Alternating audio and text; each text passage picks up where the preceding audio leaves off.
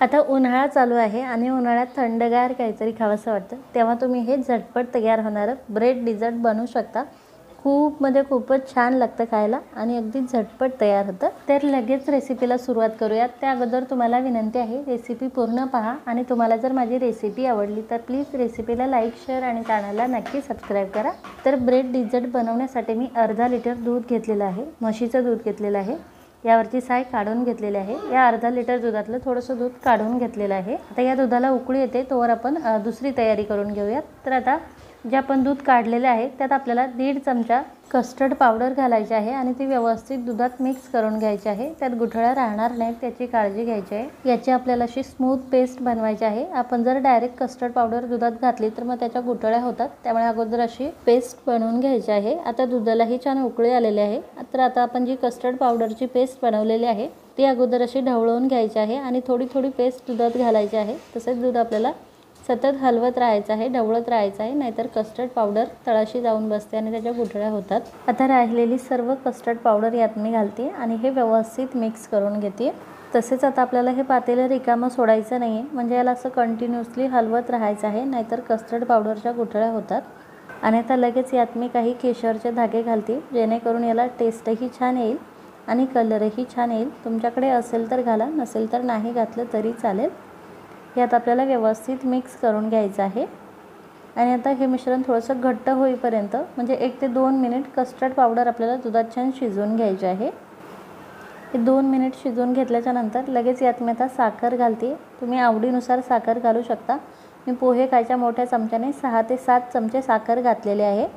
साखर देखील व्यवस्थित मिक्स करून घ्यायची आहे आणि आता आपल्याला ही साखर विरघळवून घ्यायची आहे। मिश्रण परत 2 मिनिट उकळल्याच्या नंतर तुम्ही पाहू शकाल यातली सर्व साखर विरघळलेली आहे आणि केशरमुळे याला कलरही खूप छान सुरेख आलेला आहे। आता मिश्रण झालंय की नाही परफेक्ट हे कसं ओळखायचं तर तुम्ही पाहू शकाल चमच्याला असं मिश्रण कोट होतंय, म्हणजे मिश्रण आपलं झालेलं आहे। हे मिश्रण आपल्याला जास्त घट्ट बनवायचं नाही आहे, कारण हे मिश्रण थंड झाल्यावरती अजूनच घट्ट होतं, त्यामुळे सुरुवातीलाच आपल्याला हे जास्त घट्ट बनवायचं नाही आहे। ही आपली परफेक्ट कन्सिस्टन्सी आहे। आता लगेच गॅस बंद करते मी, हे मिश्रण खाली उतरवून घेते। लगेच आता आपण आपली पुढची कृती पाहूयात। तर लगेच एक पॅन गरम करायला ठेवलेला आहे मी, त्यावरती 1 चमचा साजूक तूप घातले। साजूक तूप असं व्यवस्थित पसरवून घ्यायचं आहे आणि त्यानंतर त्यावरती आपल्याला असे ब्रेड ठेवायचे आहे। 4 ब्रेड घेतलेले आहे मी। गव्हाच्या पिठाचे ब्राऊनवाले ब्रेड घेतलेले आहे मी, तुम्ही मैद्याचे व्हाईटवाले ब्रेड देखील घेऊ शकता। आता हे ब्रेड आपल्याला दोन्ही साईडने छान गोल्डन कलरचे होईस्तोवर छान रोस्ट करून घ्यायचे आहे, भाजून घ्यायचे आहेत। वरच्या साईडने देखील आपल्याला साजूक तूप लावून घ्यायचं आहे, जेणेकरून आपण जेव्हा याची साईड चेंज करू तेव्हा या साईडने देखील हे छान भाजले जातील।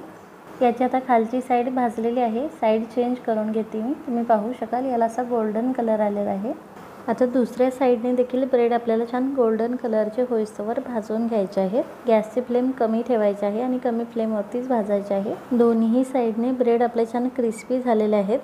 आता लगेच गॅस बंद करते मी, याची साईड चेंज करून घेते आणि जी साईड भाजली नाही त्या साईडने आपल्याला हे पॅनवरती पलटी करायची आहे आणि आता आपल्याला हे पॅनवरतीच ठेवायचे आहे। तोवर आपण आपली पुढची कृती पाहूया।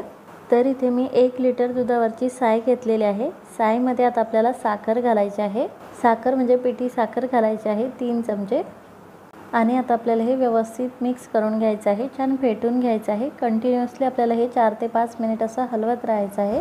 दुधाची साय नसेल तुमच्याकडे तर तुम्ही इथे अमूल फ्रेश क्रीम देखील घेऊ शकता किंवा केकची क्रीम देखील घेऊ शकता आणि त्याने ब्रेडला एक लेअर देऊ शकता।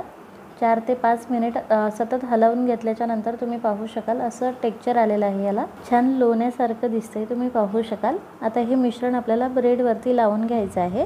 आता इथे आपण 4 ब्रेड घेतलेले आहे, तर आपल्याला हे मिश्रण 2 ब्रेडवरतीच लावून घ्यायचं आहे। अशी एकसारखी लेअर लावून घ्यायची आहे। खरंच दुधाची साय घेतल्याने खूप छान टेस्ट येते। तुम्हीही हे मिश्रण असं बनवून पहा आणि लावून पहा, खूप आवडेल तुम्हाला। दुसरा ब्रेड आपल्याला यावरती असा पालथा टाकायचा आहे आणि आता परत एका ब्रेडला आपल्याला हे मिश्रण लावून घ्यायचं आहे, असं एकसारखं पसरवून घ्यायचं आहे आणि आता शेवटचा ब्रेड देखील आपल्याला यावरती असा पालथा टाकायचा आहे। खूप छान आपले ब्रेड तयार झालेले आहे। यात आपण याला थोडेसे कट लावून घेऊयात, कट करून घेऊयात। तुम्ही तुमच्या आवडीनुसार आता याला कट लावून घेऊ शकता किंवा याचे काप करून घेऊ शकता। मी एका ब्रेडचे असे 4 काप करते। हे ब्रेड आता असेही तुम्ही मुलांना खायला देऊ शकता, खूप छान लागतात। हे मी आता एका डब्यात ठेवून घेते मोठ्या यावरती आता आपल्याला कस्टर्ड घालायचं आहे। कस्टर्ड आपल्याला एकदा व्यवस्थित मिक्स करून घ्यायचं आहे आणि ह्यात आपल्याला जास्त गरम नको आहे किंवा जास्त थंडही नको आहे, कोमट हवं आहे। कोमट कस्टर्ड आपल्याला या ब्रेडवरती घालायचं आहे, व्यवस्थित असं पसरवून घ्यायचं आहे, सगळ्या ब्रेडवरती घालायचं आहे। जास्तच गरम जर कस्टर्ड आपण यावरती घातलं तर ब्रेड खूपच लूज पडतात किंवा एकदम थंड घातलं तर ब्रेड कस्टर्ड ॲब्झॉर्ब करत नाही, जसेच्या तसेच राहतात। त्यामुळे कोमट कस्टर्ड आपल्याला यावरती घालायचं आहे आणि यावरती आता तुम्ही तुमच्या आवडीनुसार ड्रायफ्रूट्स घालू शकता। मी काही बदाम, पिस्ता आणि मनुके घातलेले आहे आणि हे आता सेट होण्यासाठी मी फ्रीजमध्ये ठेवते 1 ते 1.5 तासासाठी। 1 ते 1.5 तासानंतर फ्रीजमधून कस्टर्ड काढल्याच्या नंतर तुम्ही पाहू शकाल खूप व्यवस्थित छान सेट झालेला आहे। कलरही खूप छान सुरेख आलेला आहे आणि मगाशीपेक्षा कस्टर्ड घट्ट झालेला आहे। तसेच ब्रेडने कस्टर्ड छान ॲब्झॉर्ब केलेलं आहे आणि लूज देखील पडलेले नाही आहेत, तुम्ही पाहू शकाल। हे आता आपण सर्व करूयात। ब्रेड जशाच्या तसा आहे, तुम्ही पाहू शकाल, बिलकुल लूज पडलेला नाही आहे। एक एक पीस मी आता यात काढून घेते। खूपच मस्त लागतं हे कस्टर्ड, तुम्ही एकदा बनवून पहा, खरंच खूप आवडेल तुम्हाला। आणि आता उन्हाळ्याच्या दिवसात मुलांना सारखं आईस्क्रीम वगैरे देण्यापेक्षा तुम्ही असं घरीच कस्टर्ड बनवून देऊ शकता, खूप आवडेल मुलांना। माझ्या मुलीला तर खूपच आवडलं आणि खास म्हणजे यातलं जे कस्टर्ड आहे ते खूपच आवडलेलं आहे। तुम्हीही बनवून पहा, खूप आवडेल तुम्हालाही आणि तुमच्या मुलांनाही।